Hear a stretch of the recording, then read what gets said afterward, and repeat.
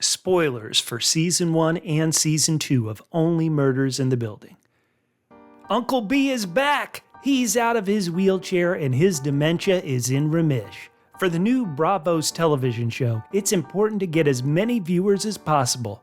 If there are not enough viewers watching the Brazos reboot, it'll get canceled. Now, one good hook the show could use is a murder mystery. The biggest television murder mystery of all time was Who Shot JR on the television show Dallas. Audiences flocked in millions to watch the killer reveal party. Now, that was one type of mystery. There weren't any clues as to who shot JR. It could have been any of the suspects. About a decade later, there was another big television murder mystery phenomenon. Who killed Laura Palmer on Twin Peaks? There were clues, but the clues were esoteric. At times, you had to interpret dreams. About a decade after that, another big television murder mystery. Who shot Mr. Burns on The Simpsons? There were millions of clues to point you to the shooter. The Simpsons even had their own version of Bunny and Uma.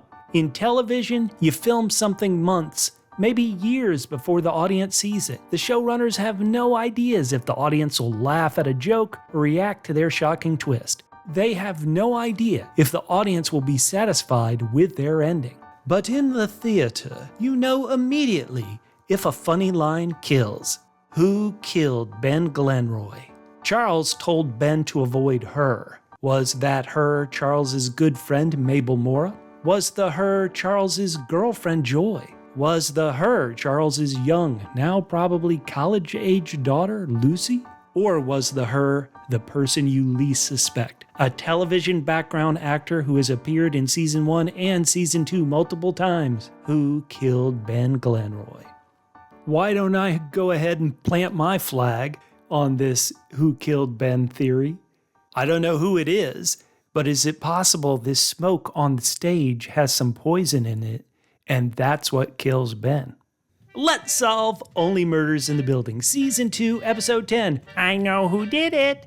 We'll be breaking down each episode and revealing the clues that pointed to the killer of Bunny Folger. We'll also be touching on the clues that pointed to the person who poisoned Winnie the dog, to the reason why Howard has a black eye, to the... Okay, we're not really going to touch on some of that stuff, okay?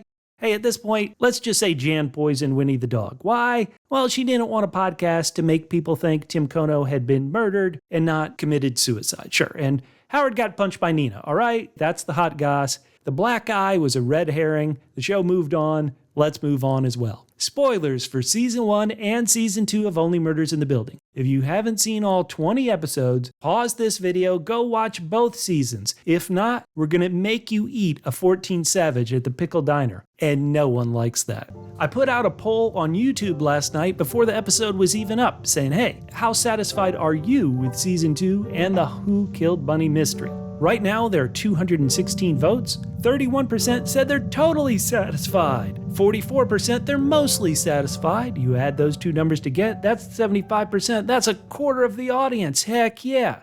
That said, 19% said they were only somewhat satisfied, and 5% went further, saying they're not at all satisfied and they're moving from the Arconia to Hudson Yards. I put the same poll on Twitter a little bit later, just to not get any spoilers out there in the world. On Twitter, it was a bit better. 59% said they were totally satisfied. 26% said mostly satisfied. Once again, we're looking at 85% of people relatively positive. Where somewhat satisfied and not at all satisfied, they both received 7.4%. I know the killer reveal party, which was totally killer and totally reveal, hasn't sat well with everybody. I was receiving notes about people disappointed with this season before the episode was released, and then after the episode was released, I got some more. Let me say, this is the podcast for everybody. If you loved it, we're going to celebrate the things this episode did great. And if you have some questions and are not satisfied with how it went down, we're going to touch on that as well. Everybody is welcome here at this Killer Reveal podcast. The main thing we'll be covering on this podcast is your feedback, but also we're going to end this podcast with questions left from Season 2 and moving on to Season 3. I'm doing all this on a day where I had to go to work. I'm recording this right now at 7:52 on a Tuesday, much later than I normally would. I'm going to be editing this till 2 a.m. today, everybody. Let's begin like we begin every podcast with the double C, the credit clues. The opening credit, double E, Easter egg are those fireworks, and fireworks were going off in this episode. The closing credits were the All Is Not Okay poster, stage and show program from the Gooseberry Theater, where Ben killed. If you're not on social media, you've been missing some great posts from some great fans out there, from great Arconiacs, like this one from Mr. C.A. Perry, who went to that pop-up experience in New York City, focused on Only Murders. Look at these pictures that he tweeted out. Look at all these great pictures that the official count tweeted out on Instagram and Twitter. What a bunch of fun. Who would you choose? A friend of mine gets to vote on the Emmys every year. And I was talking with this friend and we were talking about, well, what's going to happen in the outstanding lead actor in a comedy series? The choices are Donald Glover from Atlanta, Bill Hader from Barry, Nicholas Hoult from The Great, Steve Martin from Only Murders in the Building, Martin Short from Only Murders in the Building, and Jason Sudeikis from Ted Lasso. When you submit for the Emmys, you're actually submitting one episode. Steve Martin, he submitted Open and Shut, the final episode of season 1. While Martin Short submitted episode 3 from season 1, How Well Do You Know Your Neighbors? That's the episode where Oliver daydreams he's on the stage with the suspects. While episode 10, Open and Shut, Steve Martin has that great physical comedy when Charles has been poisoned by Jan. In the end, I told him, vote Martin Short. Can you guys make that decision? Who would you pick if you had an Emmy vote? On YouTube, write down in the comments, give us your thoughts, or reach out to us on social media. We're at DoublePHQ on Twitter and Instagram, Facebook.com/DoublePHQ, DoublePmedia.com, and you can email us hello@DoublePmedia.com. Everybody know there are timestamps down in the YouTube description so you can jump to any section you want to jump to. Like say you don't want to hear about our upcoming podcasts like House of the Dragon, Andor, Lord of the Rings, Magpie Murders, 1899, The Crown, Babylon Berlin, His Dark Materials, The Mandalorian. You didn't have to hear any of that by just using the codes down in YouTube and jumping to the stuff you want. At the end of another season, I have to thank you Arconiacs so much. Last week, you guys got us well over 1,300 likes on the video. That is so important. YouTube said, hey, views are 2.1 times higher than usual. More regular viewers are choosing to watch it, and they're watching it longer, helping to increase its reach on YouTube recommendations. Everybody, that is why I am begging for you, if you're watching on YouTube, to hit that like button, to subscribe. Why is it so important? Well, I mentioned I'm going to be up till 2 a.m. editing this video to get it out. I have a job. I'm supposed to be doing this for fun. And season 1 and season 2, I love talking to you guys and making these videos, but these videos are also killing me. So I can't get to bed till 2 in the morning, have to wake up, get out before to go to my job. So please hit these likes. If you work for Hulu, and I know there's some intern who probably has to deal with audience engagement, or you work on the show, please. There are plenty of YouTubers who get access to these screeners early, and they can make their videos ahead of time. I don't want to spoil anybody, but if I could have more time to make these videos than 2 a.m. on a Tuesday night, that would be helpful. Please, hello@doublepmedia.com. Please give me these screeners. I'm dying. And like this video. It was 1 week ago where the show seemed to give viewers a 50-50 choice. Either the killer was Cindy Canning or the killer was Poppy White/Becky Butler. As you heard on last week's podcast, it was a flip of a coin. And the motives and everything, it was a flip of a coin. If you're a viewer and you picked Poppy White as the killer, great job. Admittedly, I picked her last week as well. I don't deserve a great job. I was just guessing. I couldn't figure any of these things out. The one thing that I didn't say on last week's podcast, which I believe you do have to say as a clue, is that the show told us that the killer was a criminal mastermind. All the times we've seen Poppy and Cinda, Poppy is the one who has the good ideas, who comes up with things. Cinda just takes them. And so in their dynamic, you definitely would say Poppy is the criminal mastermind as opposed to Cinda, who is maybe just a good thief. Similarly, a clue last week was Krebs talking about how he was with a smart woman. He's with a smart woman. Well, of the two, who should the audience have seen as a smart woman? Cinda Canning? Canny businesswoman for sure. Or Poppy. Even though she was told the writing will come, she's a good storyteller. Speaking of that, Jan said the killer was a storyteller. And also, do you have any new friends? Was Poppy a new friend to the podcast trio this season? What do you guys think? If you're watching on YouTube, this is an image of the show notes I do. And I've just kept building this Google Doc with clues and things since season 1 and season 2. And so here are all the notes I have about Poppy, and maybe you can tell there really aren't that many. In fact, in my notes, half of them are questions like, why would Poppy want the Rose Cooper painting? Why would Poppy kill Bunny for the painting? Why would Poppy plant the painting in Charles's apartment, use knitting needles to frame Mabel, and use Oliver's knives? Well, the answer is she wants a great podcast. Obviously, Poppy's willing to go further for her podcast than I am. Poppy was very much a mirror image of Rose Cooper. Rose Cooper claimed she wanted to get away from a terrible man, her abusive husband, while Poppy wanted to get away from her uncaring dad, the familiar themes that tied into so much of season 2, as well as a terrible man in the mayor who would make passes at her. Poppy must have connected with Rose Cooper very well. Enough of my talking. Let's get straight to your feedback and go through all the notes we have.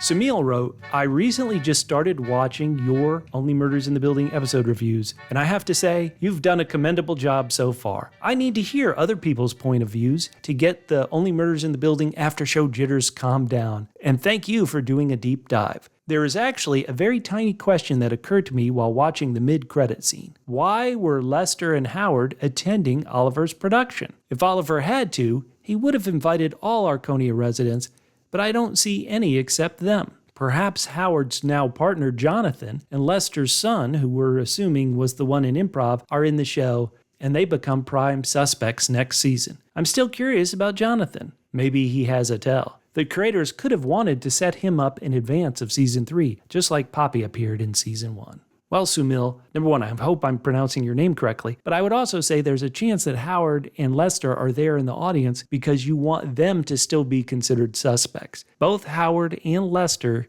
had some theater dreams that seem to have not come true. Could they be killing Ben out of jealousy or revenge? So that's one thought about the mystery of season 3, but here's another one. Mark, who's at DailyMark72 on Twitter, wrote, Paul Rudd's character Ben is Lucy's stepfather. Lucy claims her stepfather was a horrible person, so much that she ended her 8-year estrangement with Charles. Charles has known Ben a long time, and he clearly can't stand him. He ain't the only one. Ooh.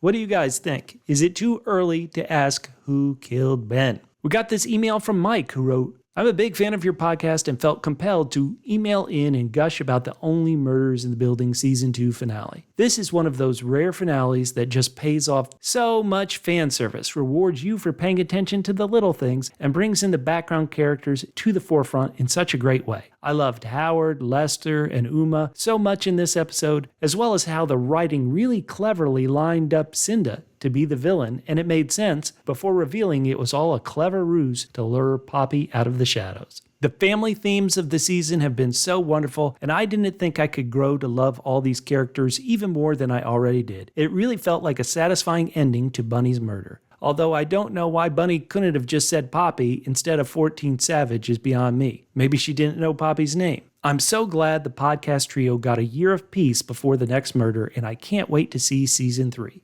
Here's one of those mini rants I got before the episode even aired. This is from Gabe. I love Only Murders in the Building. I've been watching it religiously, but I can't help but feel a tad disappointed in the second season. The first 2 episodes of season 2 were perfect, absolutely perfect. They introduced the characters smoothly, they picked up new plot lines, it was the best. But after that, the show went off the rails. Episodes focused on super small time frames, meaning oftentimes storylines introduced in previous episodes would be forgotten instantly. When was the last time we thought about Amy Schumer? We still have 1 episode left. I feel like the first season did much better with weaving all the stories together in a way that felt like you were never forgetting about everything completely. On Twitter, Link Hogthrob wrote, this final episode was super fun. I love the twist. The ending was odd, but leaves lots of fun material. The show within a show concept will give Martin Short a lot of room to vamp, the best show on television. Also on Twitter, Sean Gregan, who's at HeyRef, wrote, I'm giving the final episode 9 out of 10 triple Ys. Wait, Sean, triple Ys? That's right, yodeling yokels from Yoklahoma. At HeyRef on Twitter, everybody. Sean continues, pour one out for Paul Rudd, who got the call from his agent you never want to get. When the agent calls you up and says, hey, I got you a great cameo in Only Murders in the Building. It's for the final episode. When you hear that, hang up. Amy D wrote, loved it, but I was expecting reveal about Mabel's girlfriend. Are we supposed to accept she really was taking pictures of the blood-stained floor and reenacting the crime to help Mabel with her trauma? That is a great question, Amy. What do you think? It appears that Alice and Mabel stay together for a bit. How do you feel? Do you think Alice and Mabel should stay together? Write down in the comments on YouTube, tweet at us at DoublePHQ, Instagram at DoublePHQ, Facebook.com/DoublePHQ. The Abstract wrote, the finale was delightful. It went way above my expectations. There are a few details that still make me squint, but I can't say for sure at this point if there are truly any loose ends. I'm going to butcher this name. Hopefully it's correct. Papin Kulau wrote, ha, so stoked that it's sandwich and not savage. Steffi wrote, I didn't connect all the dots, but I got the killer and her glitter man. What an ending. Can't wait for season 3. Chris said he liked the episode. He's on 9 with Tim Kono. The Makeup Chair wrote, your videos are my favorite and the only ones I watch on this show. I know you're working your other job on this final day, but I just want to say I cannot wait to see the video you will create. But I also can wait, so don't stress. Thank you, Makeup Chair. CRCR1 wrote, I loved the final episode, but did Amy Schumer just drop off the page for no reason? Not that I'm complaining, but it took up screen time this season that went nowhere.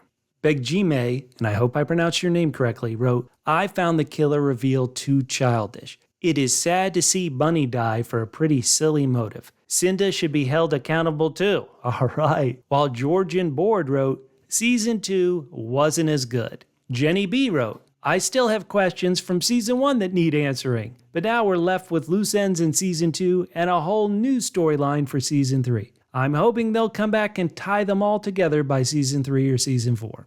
Aaron wrote, I love this show. There was so much I loved about Season 2. I think the general consensus is that Season 1 was better. Season 2, we already knew a lot about what made Season 1 so suspenseful. Season 1 will always hold a special favorite place in my heart because it's all so new and thrilling. That said, I really enjoyed Season 2. It was so funny, and they really fooled me up until the very end. It was a bit slower to get started, but overall, I loved it. The reveal party, brilliant. I can't wait for Season 3. I need flashbacks, including the murdered characters, because they are some of my favorites.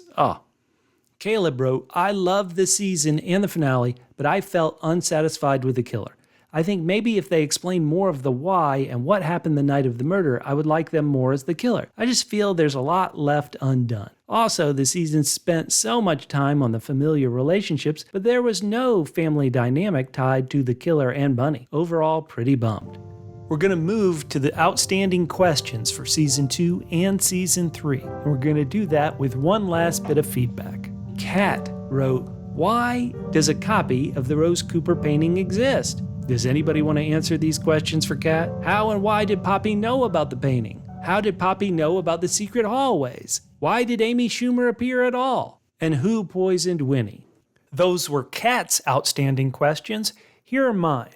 Just like last season, we had a killer screwing up their plan to get away with it. In Season 1, Jan kept trying to turn the podcasters away from the Demuses being the killer, even though if she had just shut up, they would have gone with that and everything would have been fine. Similarly, Poppy does things in this season where, if you're supposed to be the criminal mastermind and the smart one, why are you doing this? Poppy is unwilling to murder the mayor, who she claims is harassing her. Now, admittedly, she does frame him for murder, but she didn't kill him. But she is willing to violently stab an old lady she doesn't really know, so she'll stab a complete stranger for a podcast, but not kill the mayor?